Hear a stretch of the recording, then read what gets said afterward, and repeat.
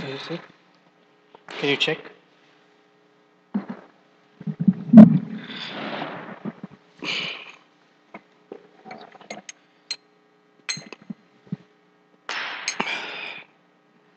जय राधा माधव कुंज बिहारी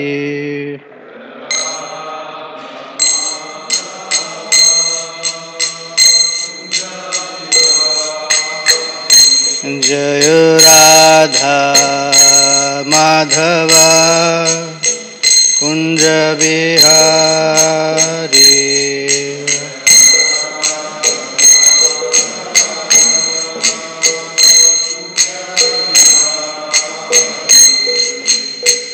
गोपी जना वल्लभ गिरिवरधारी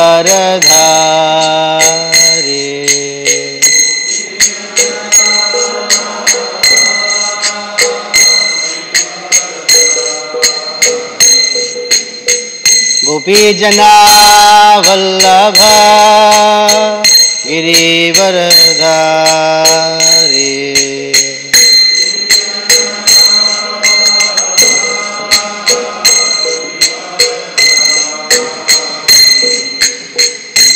यशोदानंदन ब्रज जनरंजन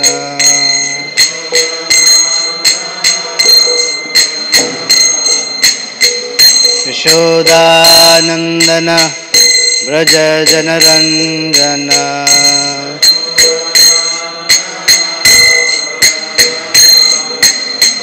यमुना तीरवनचारी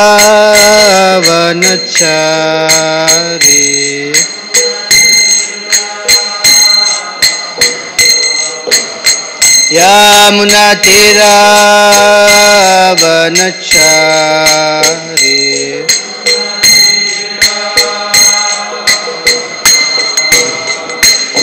जय राधा माधव कुंज विहारी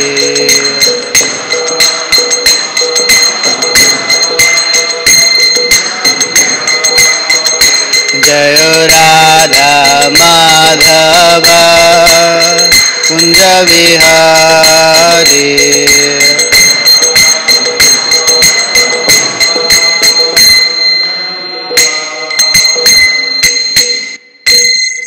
जय ओम विष्णुपाद परमहंस परिव्राजकाचार्य अष्टोत्तर शत श्री श्रीमद डिवाइन ग्रेस ऐसी भक्ति वेदांत स्वामी शिल प्रभुपाद की जय अनंत कोटि वैष्णव वृंद की जय ग्रंथराज श्रीमद् भागवतम की जय All glories to the assembled devotees, all glories to the assembled devotees, all glories to Sri Sri Guru and Gauranga. Narayanam namaskritya naram chaiva narottamam devim saraswatim vyasam tato jayamudirayet nashtaprayeshu bhadreshu nityam bhagavata sevaya Bhagwati उत्तम श्लोके भक्तिर्भवती नैष्टिकी ओम नमो भगवते वासुदेवाय ओम नमो भगवते वासुदेवाय ओम नमो भगवते वासुदेवाय Granthara Srimad Bhagavatam, Canto 6, Chapter 7, Indra offends Brihaspati, Text 26. Shri Shuka Uvacha. This verse doesn't have purport. Anyway. Ta evam mudita rajan brahmana vigatajvaraha ऋषिं त्वाष्ट्रम् उपव्रज्य परिष्वाज्येदम् अब्रुवन्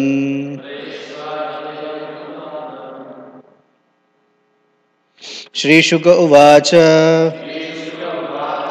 त एवं मुदिता राजन् ब्रह्मणा विगतज्वराः ऋषिं त्वाष्ट्रम् उपव्रज्य परिष्वज्येदम् अब्रुवन्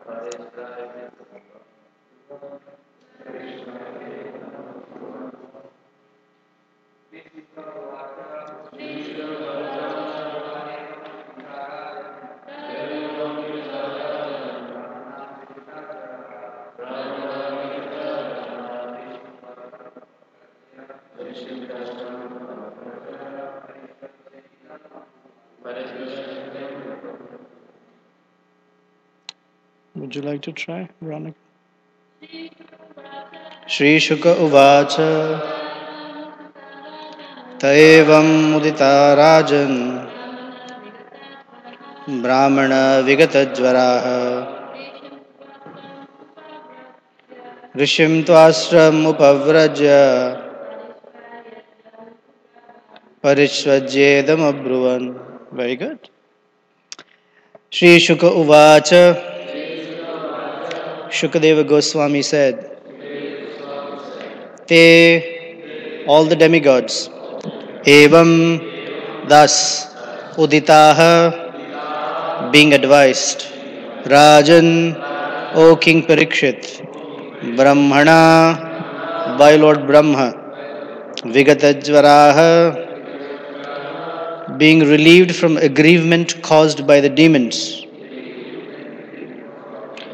Rishim, the great sage, Twastram, to the son of Twashta, Upavrajya, going, Parisvajya, embracing, Idam, this, Abruvan, spoke.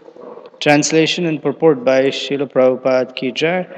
We're going to do a few verses because they don't have purports. Srila Shukadeva Goswami said, thus advised by Lord Brahma and relieved of their anxiety, all the demigods went to sage Vishwarupa, the son of Twashta. My dear king, they embraced him and spoke as follows. Text 27. The demigod said, Beloved Vishwarupa, may there be all good fortune for you. We, the demigods, have come to your ashram as your guests. Please try to fulfill our desires according to the time, since we are on the level of your parents. Text 28. O Brahmana, the highest duty of a son, even though he has sons of his own, is to serve his parents. What to speak of a son who is a brahmachari? Text 29 and 30.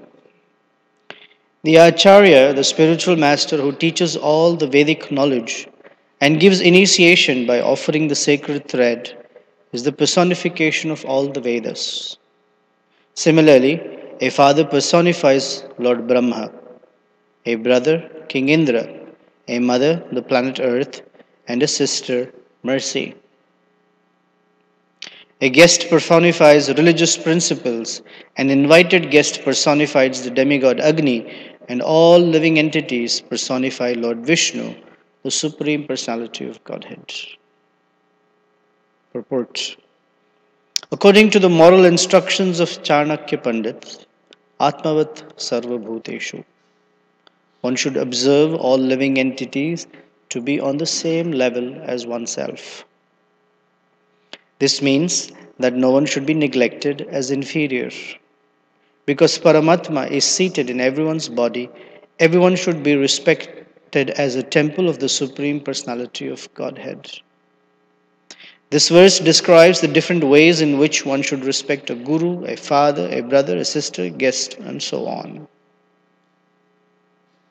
We'll come back to this. Text 31. Dear son, we have been defeated by our enemies, and therefore we are very much aggrieved. Please mercifully fulfill our desires by relieving our distress to the strength of your austerities. Please fulfill our prayers. Text 32. Since you are completely aware of the Supreme Brahman, you are a perfect Brahmana, and therefore you are the spiritual master of all orders of life. We accept you as our spiritual master and director so that by the power of your austerity, we may easily defeat the enemies who have conquered us. Purport. One must approach a particular type of guru to execute a particular type of duty. Therefore, although Vishwarupa was inferior to the demigods accepted him as their guru to conquer the demons. Text 33. The demigods continued, do not fear criticism for being younger than us. Such etiquette does not apply in regard to Vedic mantras. Except in relationship to Vedic mantras, seniority is determined by age. But one may offer respectful obeisances even to a younger person who is advanced in chanting the Vedic mantras. Therefore, although you are junior in relationship to us, you may become our priest without hesitation. Purport. It is said, Vriddhavratam Vayasa Vina. One may be senior without being advanced in age. Even if one is not old, one gains seniority if he is senior in knowledge. Vishwarupa was junior in relationship to the demigods because he was their nephew. But the demigods wanted to accept him as their priest, and therefore he would have to accept obeisances from them. The demigods explained that this should not be a cause for hesitation. He could become their priest because he was advanced in Vedic knowledge. Similarly, Chanakya Pandit advises, Nichadapi Uttamam Jnanam. One may accept education from a member of a lower social order. The Brahmanas, the members of the most elevated Varna, are teachers. But a person in a lower family, such as a family of Kshatriyas, Vaishyas, or even Shudras, may be accepted as a teacher if he has knowledge. Sri Chaitanya Mahaprabhu approved of this when he expressed his opinion before Ramananda Raya.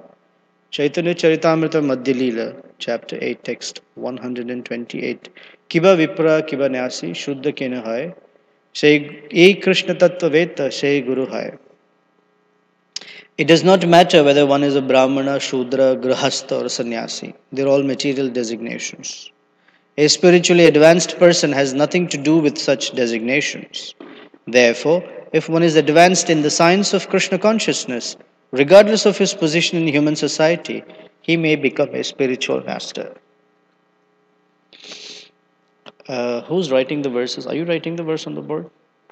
So tomorrow would be verse 35. Thank you. Om Ajnana Timirandhasya Jnananjana Salakaya Chakshur Unmilitam Yena Tasmai Shri Gurave Namaha.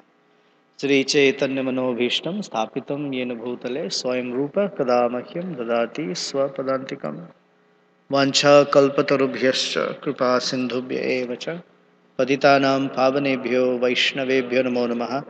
Jai Shri Krishna Chaitanya Prabhu Nityananda Shri Advaita Gadadhara Shivasadi Gaura Bhakta Vrinda Hare Krishna Krishna Krishna Hare Hare Hare Rama Rama Rama Hare Hare.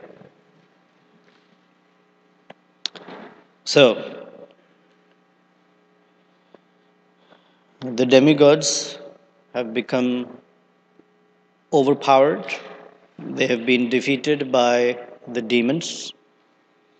And so now they don't have a place to be. They don't have a service to do. And they are homeless in one sense. And why has this all happened? Because Indra neglected to offer respect to his spiritual master Brihaspati. So we can see that Although one may have great material opulence, sorry, one may have great material opulence by neglecting the spiritual master or by neglecting Krishna.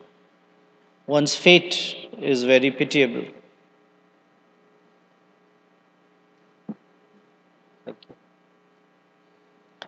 One's stage is very pitiable. One loses everything, literally to the effect that they may become homeless from neglecting the spiritual master.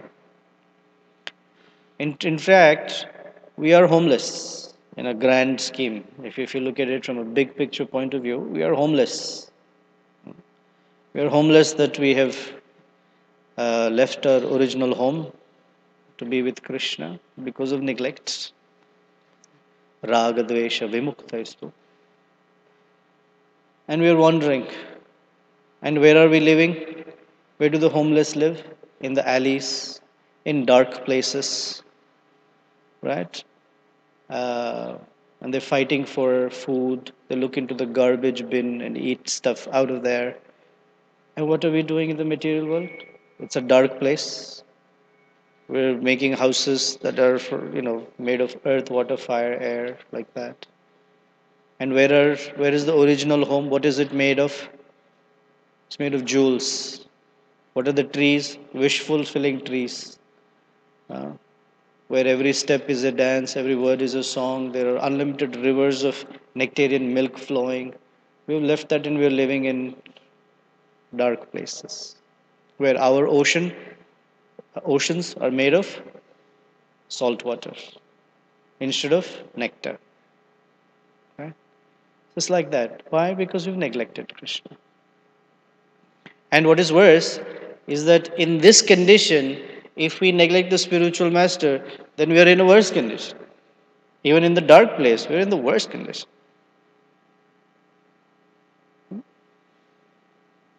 This is the power of having the shelter of a guru.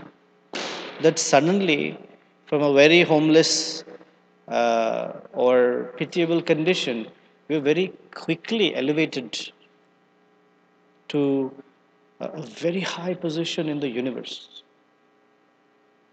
How many personalities in the universe also live with Krishna? Get to eat the same thing that Krishna gets to eat. Be with the devotees, chant the holy name, see his deity form. It's just rare. We're very fortunate. And what's our qualification? Yogyata vichare kichu nahi pai. Bhaktivinoda Thakur, in case we were asked the question, what is our qualification? And when we look in and we say, well, there's something there. We look to Bhaktivinoda Thakur and he says, well, I don't find anything here in my heart. Yogyata vichare kichu nahi pai. I search my heart, every nook and corner of my heart for some qualification. I don't find anything there. So just in case we think we may have something, Bhaktivinoda Thakur is stalemating us by saying there isn't anything. If there's nothing in Bhaktivinoda Thakur's heart, as he's saying, we can't say, I have little more than Bhaktivinoda Thakur. I have nothing. Yogyata vichare kichu nahi pai tomara karuna sara. I'm completely made of your mercy. It is the mercy of the Vaishnavas, mercy of the spiritual master, that we are extracted from a very deep, dark, dirty place. What is our qualification? To put on tilak. We've been studying Nectar of Devotion, so that's fresh for me in my mind. What is our qualification? To put on tilak by chanting the names of Vishnu. What is our qualification? To put on kantimala, tulasi, which is the dearest thing to Krishna, to put it around our necks? No qualification. Some Vaishnava very mercifully allowed us to do so, so we are. Right? It's described in Nectar of Devotion that there is a place called Mayura Dhwaja. And in Mayura Dhwaja, the residents, some of them are low dog eaters, Shudras. But when they apply tilak to their bodies and they have kantimala decorating their necks, They look so good looking. They're so attractive. And they're immediately higher in status than the great Brahmanas or so-called Brahmanas or even great personalities. This is how we've been made qualified. We hear often that Krishna is called Bhagavan. Bhagavan means the possessor of all opulences, Bhaga. And the devotee is called Bhagyavan. Bhagyavan means fortunate. So, because Krishna is the carrier of all opulences, or the source of all opulences, the devotee becomes the vessel in which those opulences also manifest. So, he's called fortunate, Bhagyavan.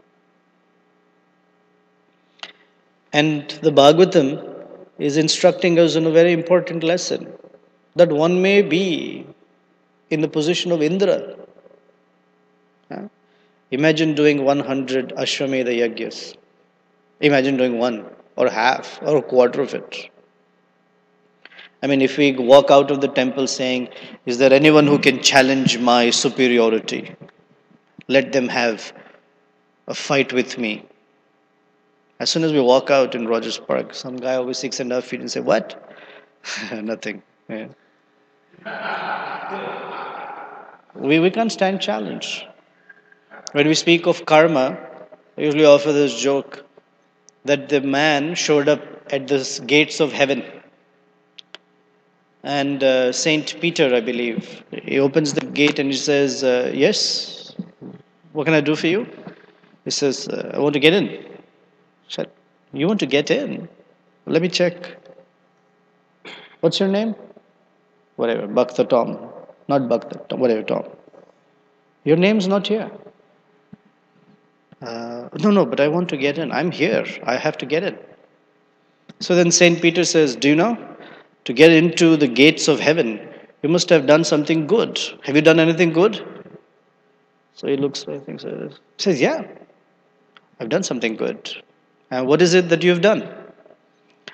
He said, you know what? I was walking on the street and I saw the Hell's Angels, the bikers. They were bothering a woman. I said, really? Tell me more.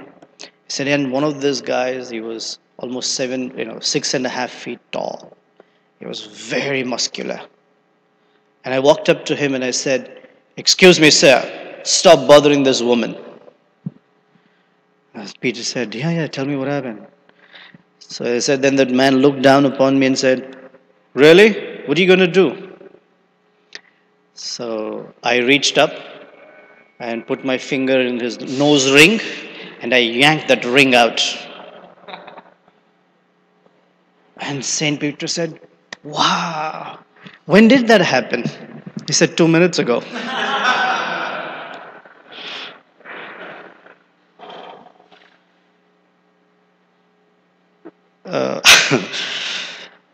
So we've been made fortunate.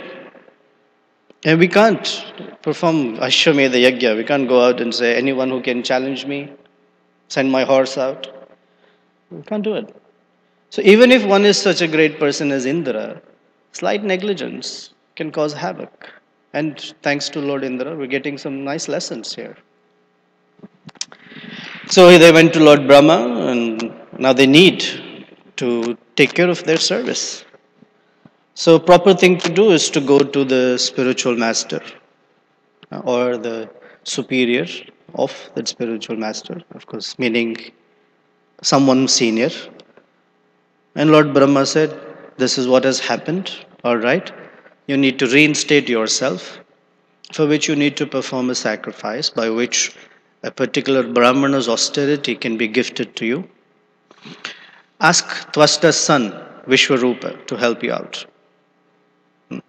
And he is anyway your nephew. We read in the previous chapter how these people are related. The sons of these demigods are the Adityas, the sons of Aditi. Tvashta is related in a way that he is cousins, or he's related to both the demons and the demigods, because Kashyapa is the father. So they are like what is called half brothers. Half brothers? Same father, different mothers are called half brothers? Yes? Okay. This is yes, this is no, unless you're from India and So they say go to Tvasta's son, Vishwarupa. He's performing great austerities and he'll be able to help you. So the demigods approach him. They embrace him. And when they embrace, here's a social etiquette piece. When we approach a superior, we offer obeisances. When we meet equals, we shake hands and embrace. And we meet someone junior, younger, then we give blessings. When Krishna met the Pandavas, of course, Krishna is the Supreme Personality of Godhead. From a social perspective, though, imagine he met Yudhishthir Maharaj and he offered obeisances. Imagine Krishna offering obeisances. He offered obeisances to Yudhishthir Maharaj and Bhima. He shook hands with Arjuna, embraced him, and Nakula and Sahadev offered obeisances to him. That's etiquette. So they've come to Vishwarup. Vishwarup is their nephew. So they embrace him and they make a request. We need your help to get reinstated as the rulers of the heavens, but we don't have that strength. So we need you to do a fire yagya by which your strength comes to us. And we will go fight the demons. And in this case, they tell him that don't worry, it may be a little embarrassing for you because we are like parents to you and we have to, in the fire yajna, offer our obeisances to you as our priest. It is very embarrassing for a junior person to receive obeisances from someone superior. It's uncomfortable. We're talking about cultured people here, right? So it's uncomfortable. Because the position of a person who's younger in their spiritual advancement, their happy position is to always offer obeisances, not to receive them. Then there is a little social message about how to interact with persons that we come across. The spiritual master, he is considered to be what we say a spiritual father. You've heard me say this in the past. We take two births. We're supposed to take two births. The first birth is a biological birth from mother and father.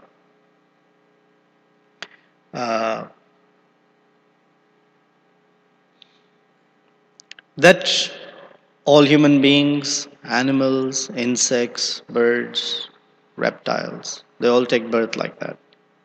So what makes the human being any different? It's the second birth.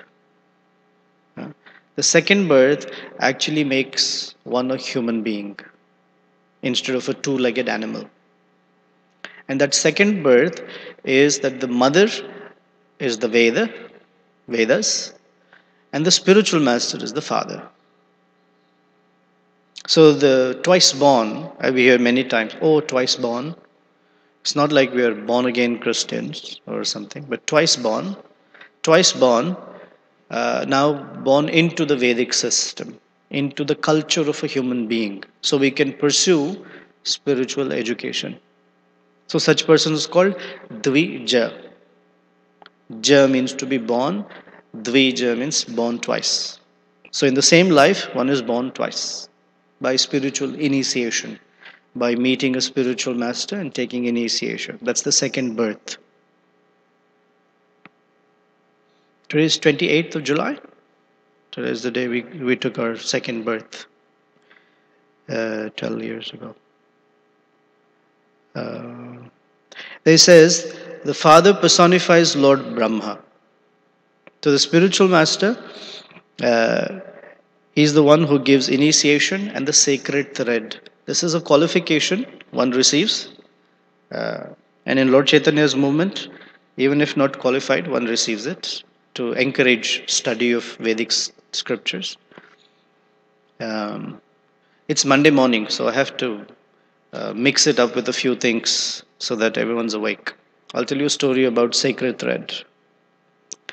Narottam Das Thakur, because from here I can see faces. It's called Faces, the Index of the Mind. And right now I can see the minds. Um, when Narottam Das Thakur, his popularity extended far and wide. Narottam himself was a amazing prince, very, very rich, born in such a rich family. Yet, from a social perspective, he was a kayastha, which means they're considered shudras. They're not brahmanas, although he was a prince.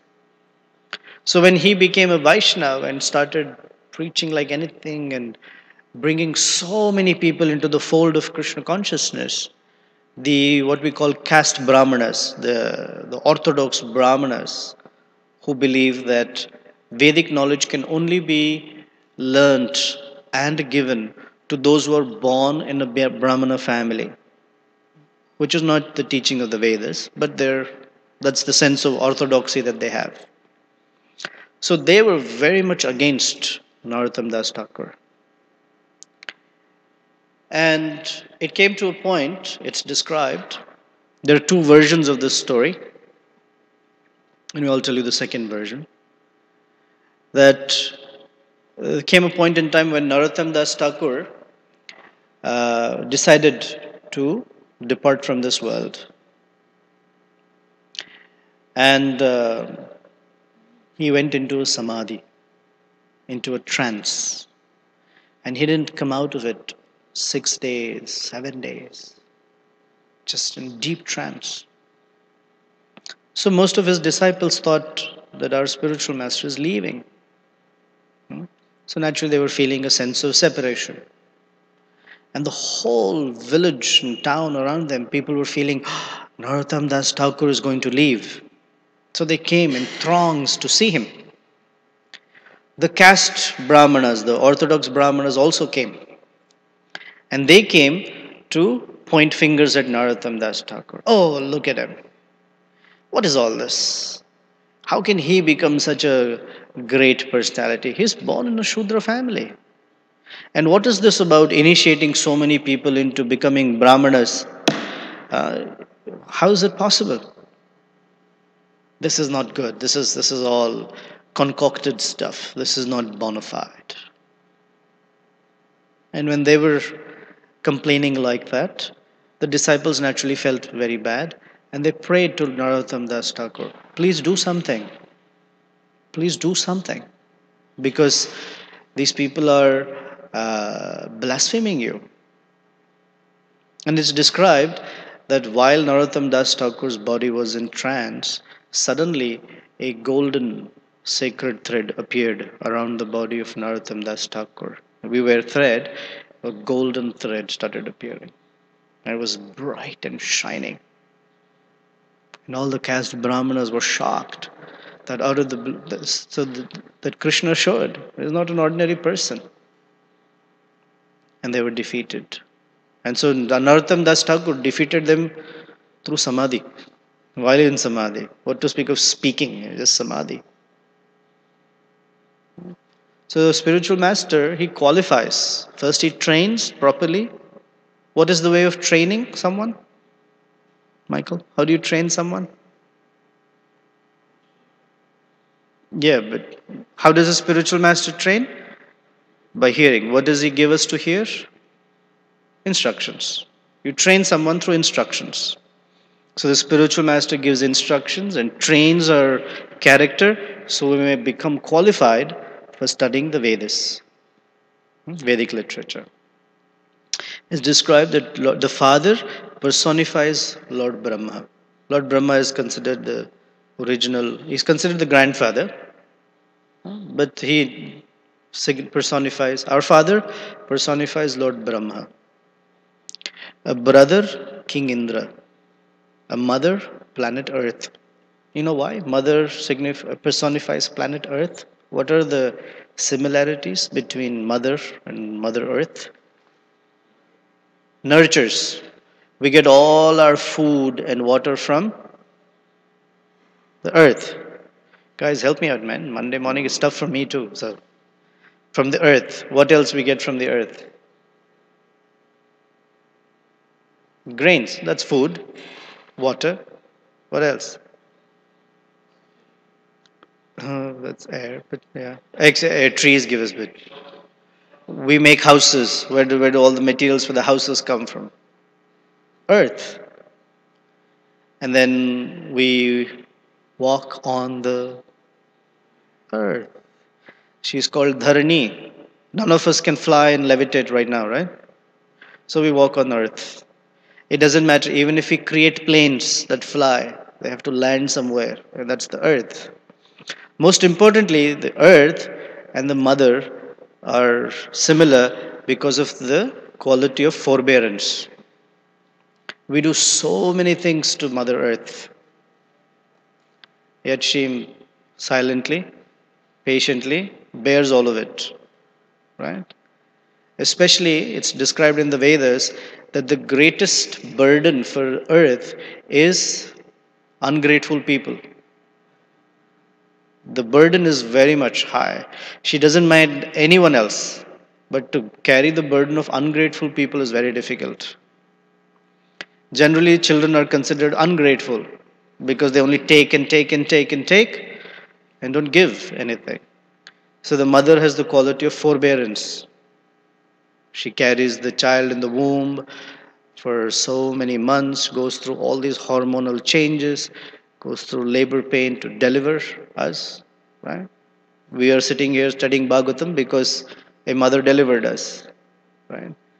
And nourishes us, gives her own body tissues, milk, education, culture, emotional values, whole thing comes from the mother. Some mothers may not have done it, but mothers are supposed to do this. Even if they don't do it, the fact that they bore us for such a long time and delivered us, they're very great. Forbear. And we should look at ourselves. At the end of the day, what has she delivered? Me? Oh, that must be tough for her. Right? So, Mother Earth, for her, the greatest burden is ungrateful people. It's described in the morning that when we wake up, first thing is we offer obeisances to the spiritual master, and it's proper to offer respects to Mother Earth. Thank you for bearing my weight. I'm not offering you anything in return. I'm only taking and taking and taking, but you're bearing my weight. You're bearing the weight of my bad character, worst of all. But thank you. Like that. And he says, a sister personifies mercy because she's always merciful. Sister is considered to be merciful. I can't speak that about all sisters. I didn't have one, so I can't say. A guest personifies religious principles. Why? Any idea why? Shravan, do you have idea why a guest personifies religious principles? Terence? Yeah, very good. All our good character is tested in how we greet a guest. Very good. Because the word used in Sanskrit, and next he says, an invited guest personifies the demigod Agni. So that means if there's an invited guest, there is also an uninvited guest. Right? An invited guest personifies Agni because to that guest we offer things that we have gathered, money, food, etc. These are fruits of our labor. And when we offer it to a guest, an invited guest, Then on behalf of the demigods, they accept those offerings. So they're called, they personify Agni in the fire, right? We offer as sacrifice, which otherwise we would say, this is for me. We don't invite any guest.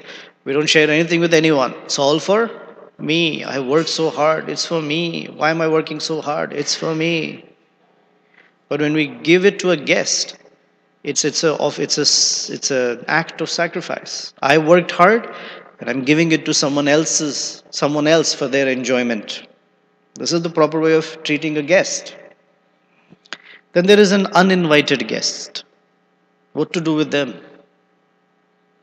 Invited, all right. Uninvited?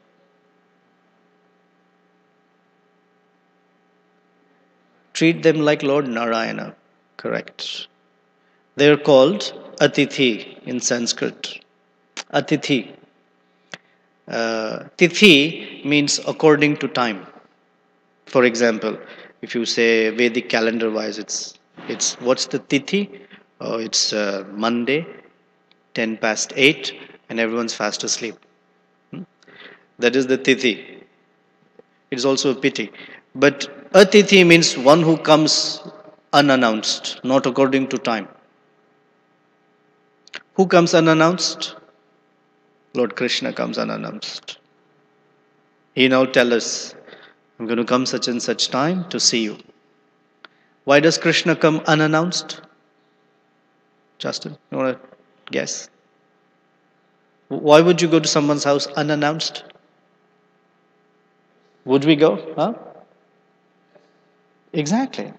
We don't go unannounced because we're not Krishna. We're not testing anyone. The spiritual master may come unannounced. Krishna definitely comes unannounced. Does Krishna tell us, I'm going to give you mercy such and such day? When are we tested by Krishna? All the time. Krishna is the expert at pop quizzes, right? He just puts it right on us. Doesn't give us any warning. Why? Because unannounced means we are tested. Announced means we can feign it, right? We're nicely prepared. We know all the right things to say, right? When the spiritual master is there, we know all the right things to say, the right sentences. I am so your servant. But it is unannounced. That's when the real test is. Is that how our character is all the time? That's what Krishna is checking.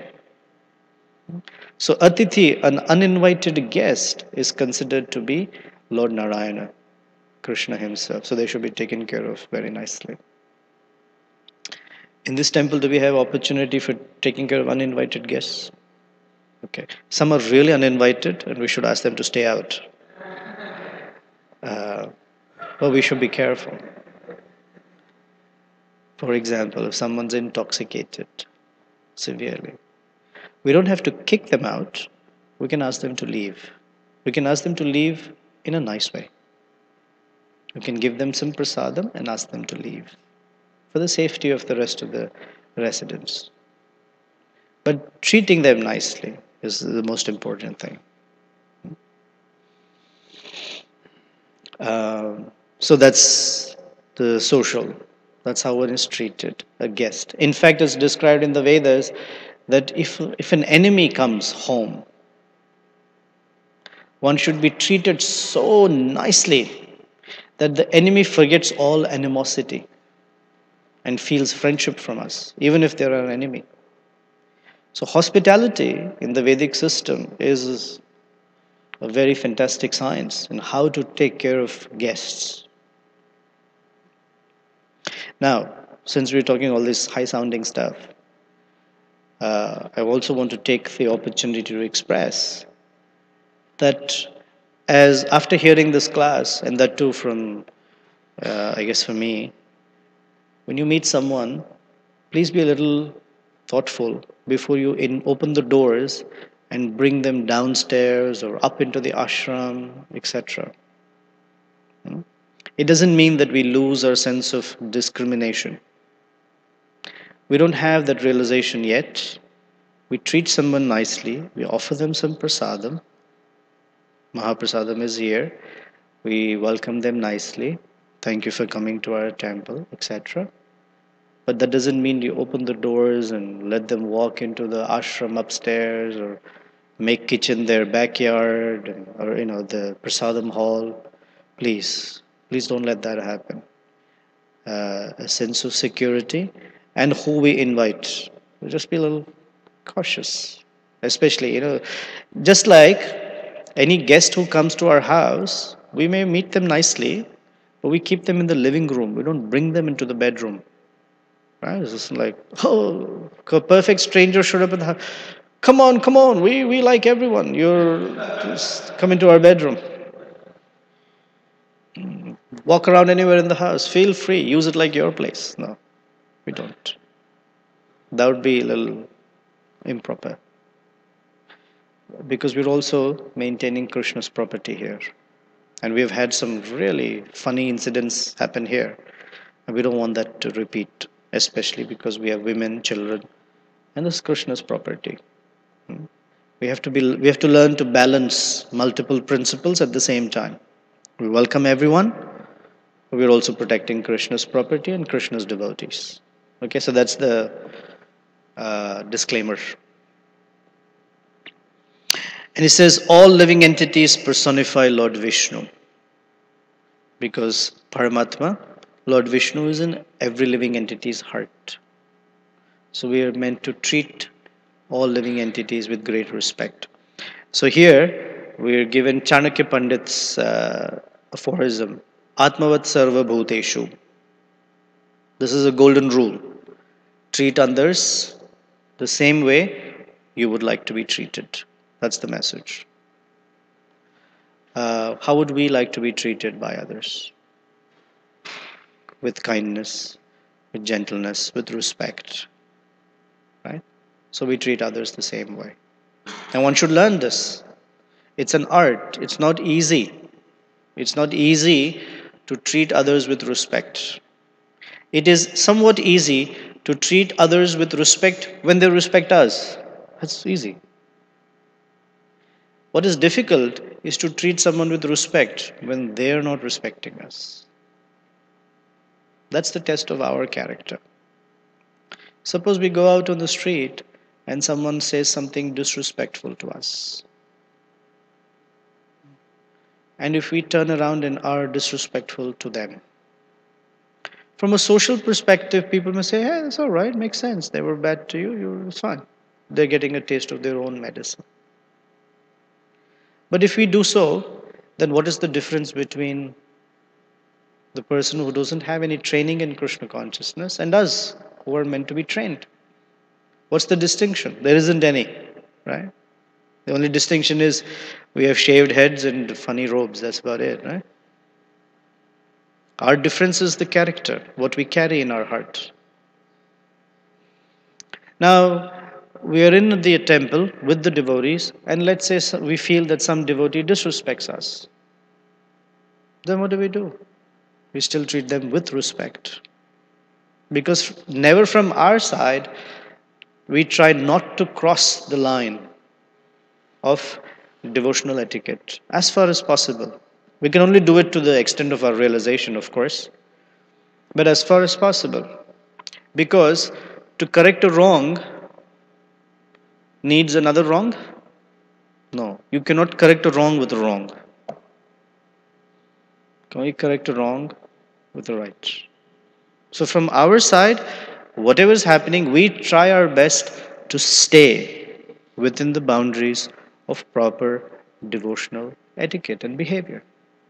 Even if we are right that someone else is wrong. Possible. Happens. Still. So this is that principle, Atmavat Sarva Bhuteshu. We treat others exactly the way we would like to be treated, with honor and dignity and respect. Then, the demigods describe seniority. From a social perspective, a person older in age to us is considered a senior and worthy of respect and obeisances and honor. Only in Vedic learning, is a person who may be younger in age but more learned is considered a senior.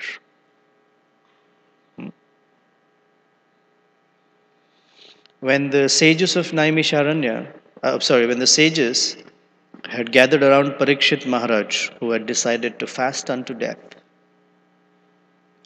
and he had decided that he was going to spend the next 7 days just hearing about Krishna. All the great sages were there. Narada Muni, Vyasadeva, etc. Sutta Goswami. And in walks Shukadev Goswami. Shukadev Goswami is 16-year-old Brahmana, or devotee. By this time he has already become a devotee. They all stood up in respect, although he is much younger than they are.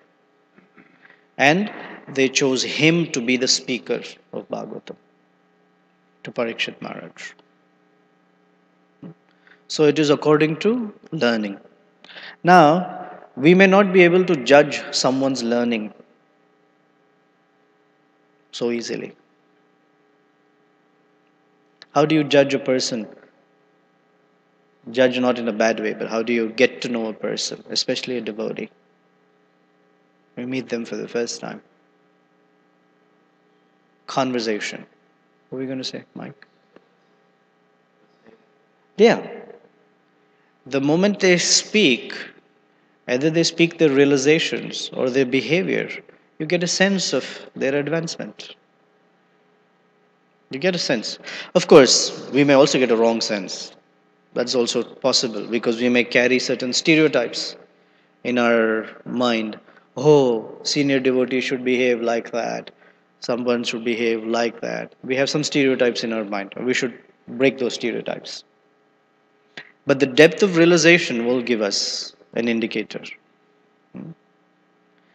And when in doubt, what should we do?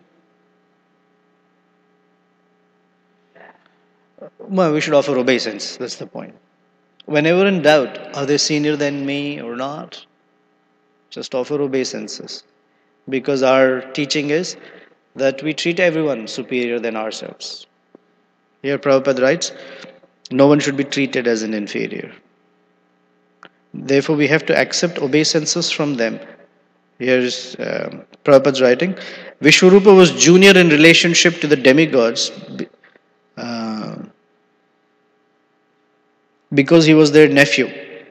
But the demigods wanted to accept him as their priest, and therefore he would have to accept obeisances from them. The demigods explained that this should not be a cause for hesitation. So there are grades of or standards of seniority. Learning in Vedic principles or Krishna consciousness. Age is another one. A third is their social order. A Brahmana, Kshatriya, Vaishya, Shudra. Like that. So sometimes we have to be able to know how to make, how to interact properly with others.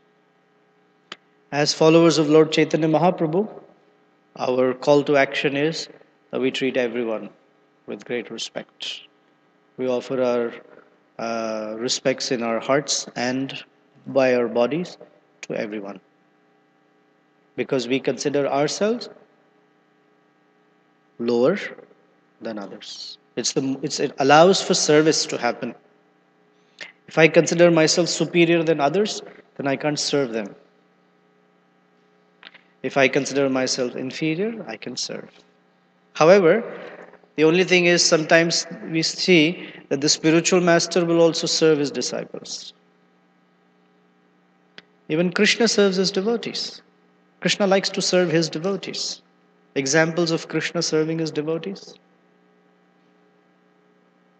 Kalki Prabhu, an example of Krishna serving his devotees? Sudama, what did he do? He washed his feet, sprinkled the water on his head, fanned him with a charm or a fan. Who else? He became the chariot driver of Arjuna. Another one? Narada Muni. When Narada Muni came, he also received him nicely. Another is Lord Vamana. Lord Vamana holds a sword and is the gatekeeper outside Bali Maharaja's palace. That's pretty humble.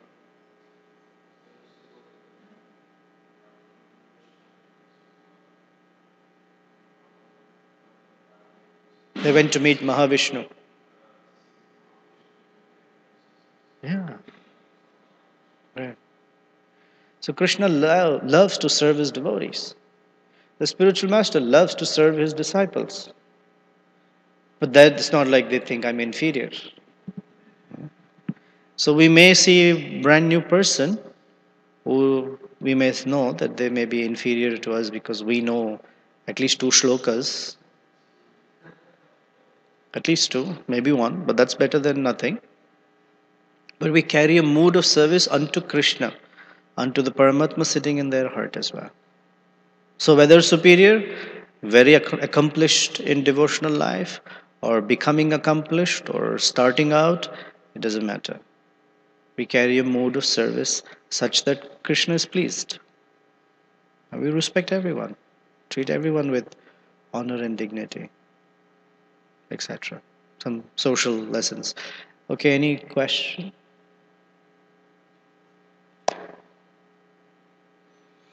It's the Monday phenomenon, yeah.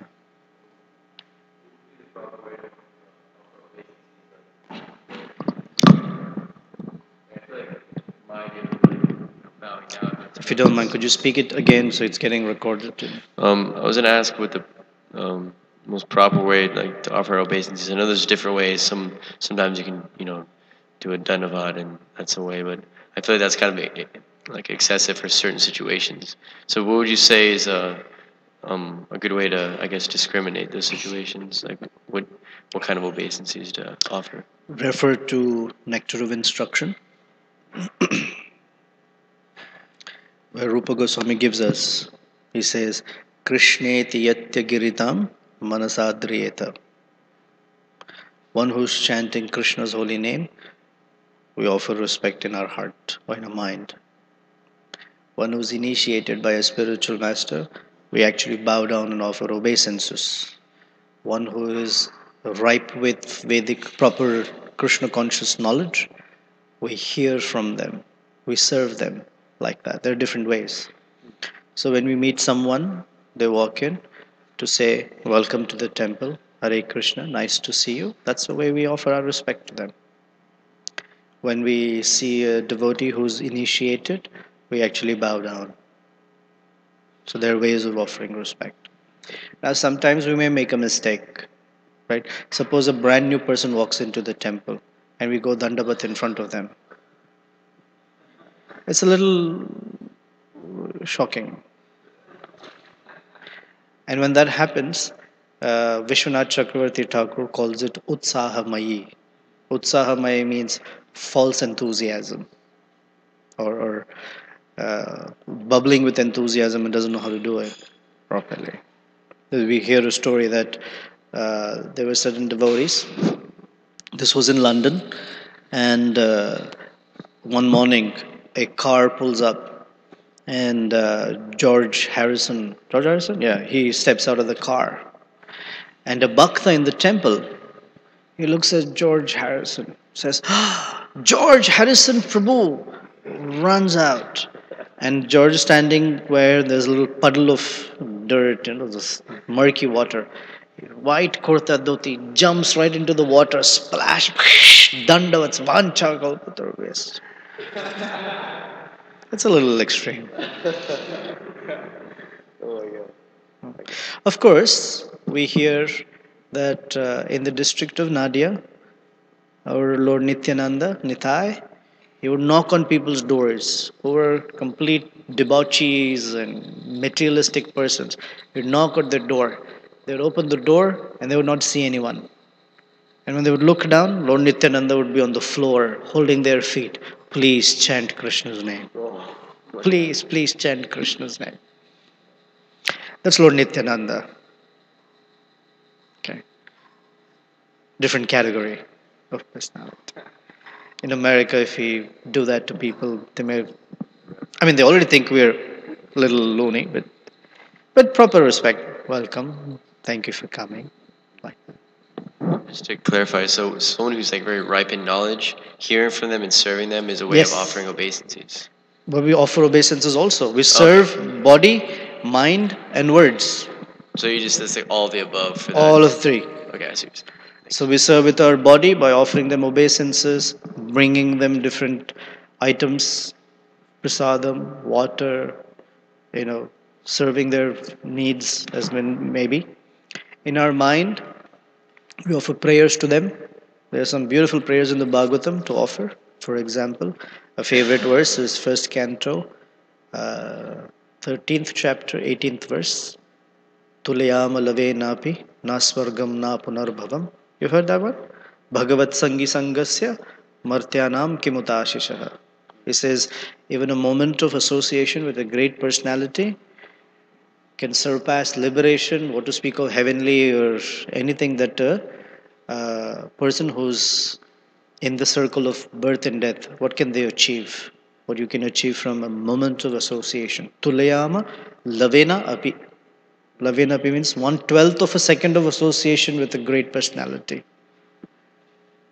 So in our mind, we ready it that way so we can hear. And we use our ears to hear from them. And with our words, we express gratitude for the gift of Krishna consciousness, for the gift of faith. What do we get from saintly persons? Primarily, faith in Krishna, which is the foundation of anything else. So when we hear from someone and it inspires us, then we express in our words to them, thank you for building my faith. Thank you for teaching me. And as followers of Lord Chaitanya and Srila Prabhupada, the better way of expressing that gratitude is we hear, we learn, and we teach someone else. That's gratitude. We actually do something with that learning. We help others. Greatest service done. Yes, Bhaktalok. It's Monday, so please ask me simple questions, easy ones.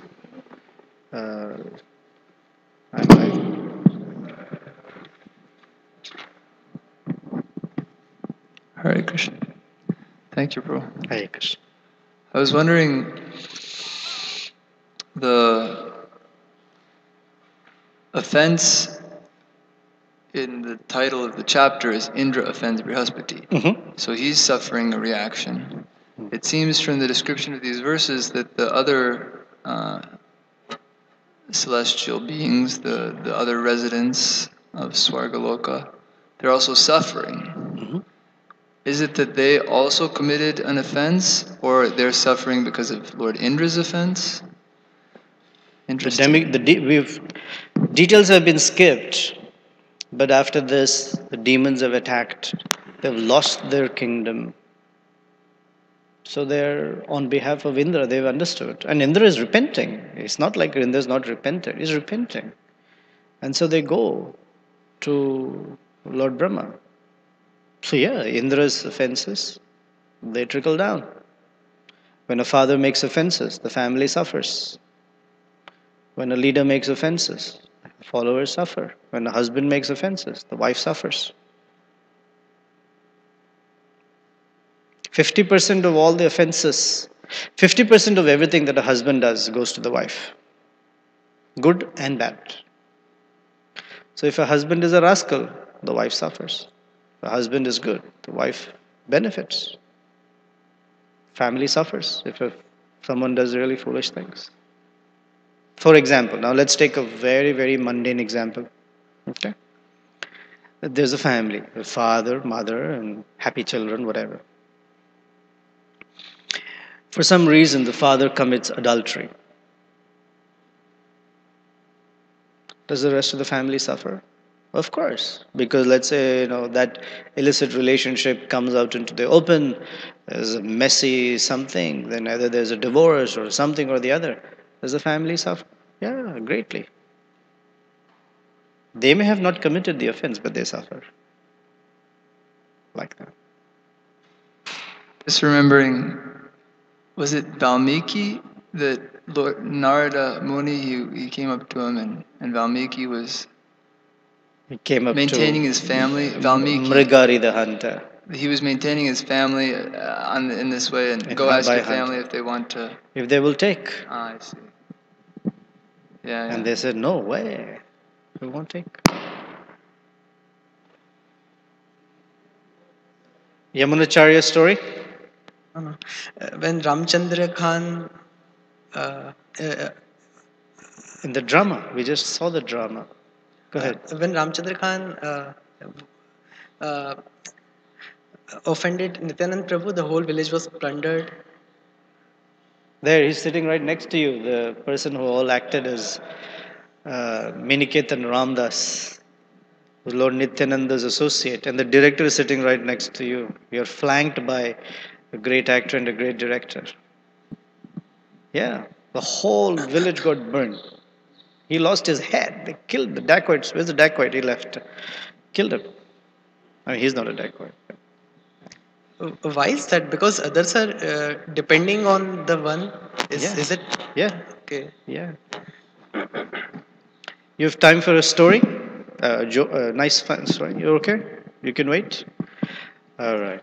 Because you gotta laugh a little and wake up on Monday morning. Everyone's like, oh, Sundays are always tough. Mondays are tougher, right? So, Yamunacharya was before he became the big acharya for the Sri Vaishnava community. He was a young boy of 12. Very learned. And once, a prominent scholar by the name Kolahala, he came to the king and he challenged that, my dear king, I'm going to challenge all the scholars in your kingdom. And if I defeat them, I will take away 50% of all their wealth. So all the scholars were scared because they didn't want to debate with him because he was a very, very well-known scholar. So there's usually some parallels in the lives of these great personalities. Lord Chaitanya was also accosted by Keshava Kashmiri. Remember that story? On the banks of the Ganges? Lord Chaitanya was 14 years old. So Yamuna, he was 12 years old. And his spiritual master, Guru, he was a little anxious. So Yamuna told his Guru, if you give me permission, I will debate with this scholar, a 12-year-old boy. When no other scholar in the kingdom said that they would debate. So the Guru said, well, okay. So the message was sent to the king that Yamuna, the 12-year-old boy, he will debate with Kolahala. And Kolahala started laughing. Come on, 12-year-old boy, you're insulting me. He said, no, he's good. So the date was set, and the king, the queen, and the whole kingdom had thronged there to hear this debate. So Kolahala, he came in a palanquin with so many followers. They were singing his glories. And Kolahala came and sat on this wonderful seat. And right across him was Yamuna's seat, and Yamuna had not shown up. What's that called? No show? So Kolahala started laughing. I think Yamuna has come to his senses. So the king was like, what? This is embarrassing. That from our kingdom, no one has shown up. So a message was sent to Yamuna. Why didn't you show up? Yamuna said, I'm coming to debate on behalf of the king. The king didn't send the limo. I won't come without a limo. Oh, then they sent a whole cavalry with limousines and musicians for Yamuna to come. So then Yamuna came in a very grand style. So Kolahala was like, wow, what an impudent young boy. So then Kolahala started asking him all these questions, one after the other. And Yamuna answered all of them. Then Yamuna said, come on, ask me some tough questions. I asked to ask me simple questions. He asked him, ask me tough questions. Come on. Don't think because I'm a young boy, you know, you're having pity on me or having mercy on me. Ask me some tough questions. He said, if only by age you can assess learning, right? If you think that older the person, the wiser they are, if that's your assessment, then this water buffalo should be more intelligent than you because he's older than you are. So Kolahala got very upset. What? Naturally, everyone started laughing. So I said, all right, all right. He asked me very tough questions on grammar, logic, all these things. And Yamuna defeated all of them. Then Yamuna said, by this time Kolahala started sweating a little bit because he's never been defeated. You'll see the connection in the story anyway. So Yamuna said, all right, I will make 3 statements and I would like you to refute those statements. You have to prove them wrong. Statement number 1. Statement number 1. Your mother is not barren. So what does Kolahala have to prove? That his mother is barren. Okay? Statement number 1. Statement number 2. Our king is not sinful. And the third one, our queen, she's not, that she's chaste. You have to prove that she's unchaste. Now you imagine Kolahala's position. He has to prove that his mother is barren. How can he prove that? He's already born. Barren woman doesn't have a child. He's already here. Second, he has to prove that the king is sinful. If you prove the king sinful, what happens? You won't have a head left. Right? Shoulders will be light. No head on it. And the third, even worse, is to prove that the queen is unchaste. Ooh. So Kolahala started sweating like anything. He couldn't speak. He was tongue-tied. He was shivering. And everyone was laughing and laughing and laughing. Because a little kid still checkmated this guy. So then what would we do if we were in Kolahala's position? What did Kolahala do? You have to think from the mind of an arrogant, proud person. A proud person will not accept defeat. What would they say? He said, you show me how you can refute these statements. Right? You all put Yamuna in the hot seat. Oh yeah? You show me. So Yamuna said, all right, first one. I have to prove that your mother is barren. According to Manu Samhita, a woman who has only one child is considered to be barren.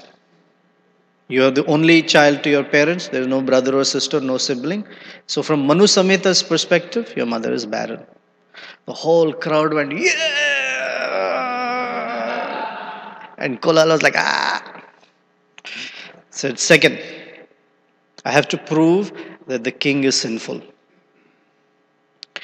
It is described that the king, because he said, our king is the greatest, honest and pious person that I've ever met. But it is described according to Manu Samhita that the king accepts 1/6 of all the sinful reactions of his followers and citizens. And I can't say that all of us are free of sin. So in that sense, the king is also sinful. Because he is getting 1/6 of our karmic reactions. The crowd just went berserk. Ah, yeah, our little Yamuna. Then the final one. He has to now prove that the queen is unchaste. He said, our queen is the emblem of chastity. She is like the goddess of fortune. However, according to Manu Samhita, the king is the representative of all the demigods. Now there are many demigods. That means she has 33 million persons that she is associating with. So in that sense, she is not chaste. It's not one person, 33 million. So she's not chaste in that sense. And Kolala was completely defeated, completely smashed. So this is how reactions are shared, sinful reactions are shared among members of a unit or a community. That's the connection.